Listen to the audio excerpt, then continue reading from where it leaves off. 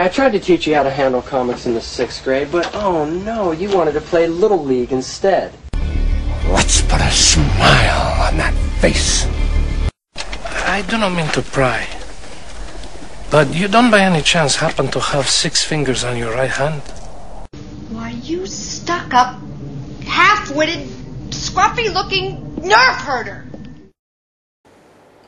Hello and welcome to another episode of Robbo's Comics Reviews with me, your host and reviewer, Robbo.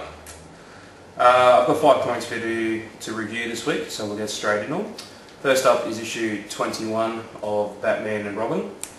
The second part of the arc, written by Peter Tomasi, famous for his Green Lantern Corps run and working with Jeff Johns and various things.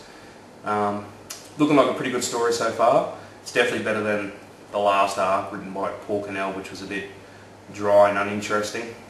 The premise basically is Dick Grayson's still Batman, kicking around with Robin, Damian Wayne, and this time they're on the hunt for a new villain called the White Knight, who basically is gathering up all the relatives of the Arkham Asylum criminals, and he's basically just offing them one by one, family by family, believing that he's cleansing their souls, I would guess you would say. It's a really good story. It's got a bit of action, a bit of dialogue. Tomasi does a really good job with the pairing of Dick Grayson and Damian Wayne. There's still good chemistry between the two. Little appearance of Commissioner Gordon at the end, which sort of serves towards the end of the twist of the story. The White Knight, is starting to look like a pretty good villain too. It's been rare that a new villain in the Batman series has done so well, so it's pretty interesting. We'll see how the third issue goes. There's not a great big twist at the end, but there's enough there to keep you reading, so pick it up. Next up, we have issue 1 of the new Venom ongoing series from Marvel, written by Rick Remender, I think you pronounce his name. Basically the story this time, if you didn't know, the Venom suit's no longer Max Gargan's. It's coming in the hand of Flash Thompson. This time the government's involved, and of course they want to turn it into a weapon. So Flash Thompson's given the task of donning on the suit and carrying out missions for the US government. The catch is he can only wear the suit for 48 hours at a time, or there's risk of him turning insane, as all Venom hosts have previously done. To prevent this, the government's instilled a kill switch on Flash Thompson, which you see a bit in this issue. You see him sort of tethering on the side of going completely insane, but he still wants to do what's right, so he's willing to push the limits.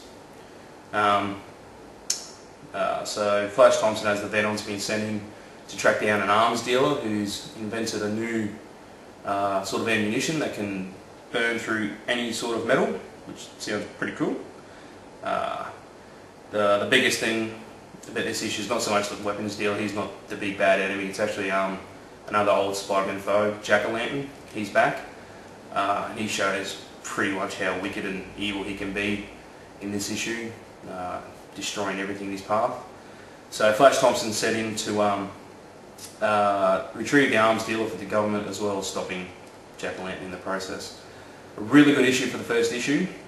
Hopefully sales will pick up. Obviously the first issue will do really well. Hopefully it continues along, because Flash Thompson's sort of pretty good as a character in this. He's come a long way. There's a bit of backstory about him as well in the book, which is good for people who don't know who he is, about his time in the army and things like that, as well as the last few pages they talk about his previous alcoholism. And a nice little joke at the end, or not so much a joke, but I don't know, an observation on the fact that he used to be an alcoholic and where that path can lead him. Overall, really good issue. A lot of people claim the cover's pretty flash, drawn by Joe Q of Marvel. I actually think it's pretty ordinary. Venom looks nothing like he does on the cover. He looks pretty big, bad and tough, but in the issue he looks like a regular person as far as regular people in comics look. So if you're a fan of Venom, fan of the Spider-Man series, and even if you're not, just pick it up. It's a really good issue. Next up we have Justice League Generation Lost, issue 21 from DC Comics. If you saw my last review, you've seen how I've mentioned that the Brightest Day standalone series is a bit sometimes good, sometimes bad.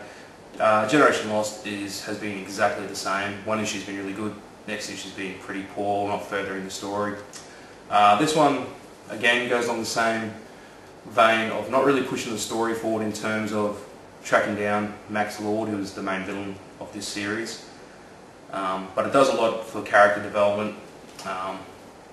If you didn't know, Max Lord is back. He's done a fair bit of damage. He's blown up Chicago.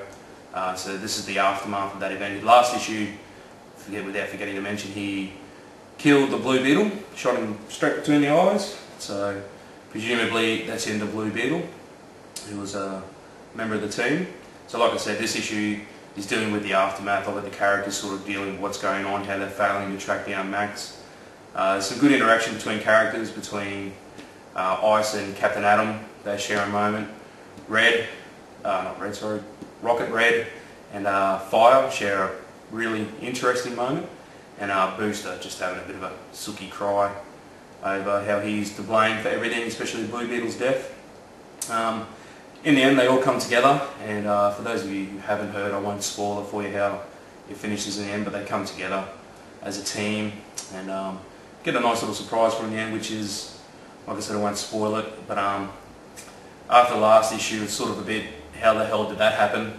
So the next issue, they should explain what happened in this issue, hopefully. Hopefully it's not a cheesy little story. Hopefully they go into depth as to how the twist in this book actually happened. What's interesting about this is it's issue 21. There's only 24 issues supposedly in the Generation Lost series. So they've only got 3 issues to catch up and stop Max, plus deal with all the things that have been going on. And then from there on, what happens to the Justice League International? We don't know. Will they keep going? Will they break up? Have to wait and see. So like I said, 3 more issues.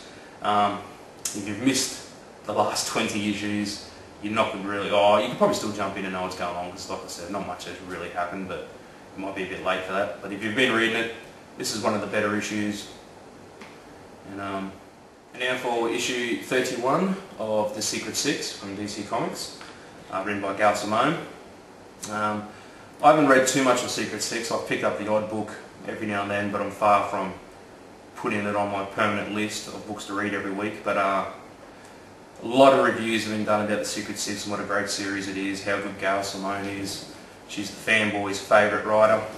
I'd go along with it. I wouldn't say she's the greatest, but she's pretty good. Secret Six is a pretty good book.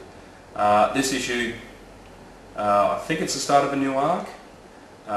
Basically, the villains have got a hold of a get out of hell free card, which sounds completely ridiculous, but you know, we'll go with it. And eventually they'll end up in a big debate over who gets to use it, because they've all got friends who they want to bring back from hell because they're villains. Villains go to hell. That's what happens. So it basically comes down to Scandal Savage and that other bloke, I've forgotten his name. One of the other dudes, but he basically uses it, whips off down to hell, and the rest of the Secret Six decide, well, maybe we should have a chance of using that card as well, so they band together and decide to go down to hell, try and track him down, and hopefully save Scandal's former girlfriend, I do believe it is. It's a pretty good storyline, good start to the storyline. You know, it's hell, we'll see how it goes. The way they get into it's pretty funny how it turns out that the hell entrance is actually over a mall, which makes a lot of sense. If you've ever been shopping in a mall, it's hell. And there's another little subplot in there with a man who's abducting, I think they're normal people anyway, but it's just a little subplot, you see pages. But the highlight of that is definitely there's apparently a strip bar somewhere where the strippers dress as superheroes. If that's not the greatest idea ever, then I'm not here. And I am here, so that is the greatest idea ever. That should be in real life. That would be pretty sweet. So that's a nice little tidbit in the book. It's really good series. Well, this issue was really good. I haven't read all of them. Gail Simone does pretty good. I'll pick up the next issue, see what happens. And that's Secret Six. And lastly, we have my pick of the week, which is issue 246 of X-Men Legacy, chapter 3 of the Age of X storyline, which has been going gangbusters so far. for the X-Men series. If you didn't know, I'm a huge X-Men fan. I've stuck with them through the good times and the long, long bad times. I was a fan recently with the Generation Hope and all the things that surrounded that for the X titles. Age of X, I think has got people jumping back on board with the X-Men, which is a great thing. Runs across X-Men Legacy and New Mutants. You might look at it and think maybe they're just going back to the well and just trying to have another crack at the Age of Apocalypse storyline, which did so well for him back in the 90s.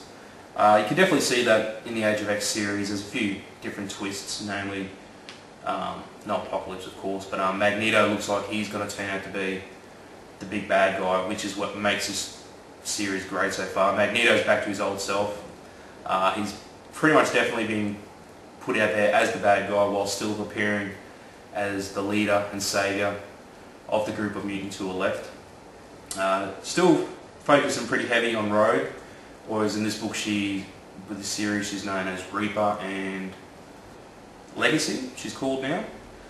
So she's basically now on the run from Magneto, who's trying to hunt him down because she may know some things that could destroy the whole universe, I guess you would say. So she's on the run. She runs into Wolverine, which is pretty cool. He's got no powers in this storyline that we know of so far. Looks to him for assistance, gets away, and runs into Gambit as well. He makes his appearance in this, which is pretty cool. But the highlight of this book is definitely Magneto. He's back to his old self. You can see that he's cunning. He's got a plan. He's always probably a few moves ahead. And there's one panel. Where is it? Where Magneto pretty much declares he is a badass. If I can find it, bear with me. Can't find it, but there's one little panel where he basically says to his little outsider, putting on his helmet, which looks all badass. He's like, I've joined the hunt. It's like, cool, Magneto's going to kick some ass, which is the Magneto we love. And he does a bit at the end, he shows a bit of his power. So like I said, Age of X, kick along really well for the X books. Chapter 3 of, I'm not sure how many chapters, it looks to be 6, 8, 10, about 9 or 10. Then they'll go back to the old X-Men. But definitely, if you haven't started reading, it's not too late. It's only up to chapter 3. Go back and read the previous issue of Legacy and New Mutants. Catch up on it. It's looking like it's going to be a kick-ass X storyline. So that's about it. That's my 5 books. Thanks again for watching for episode 2 of my reviews. It's looking pretty good so far. I'll keep going. Buy some more books. Talk a little bit more about them. If you've got any comments, post them down there. Let me know how things are going. And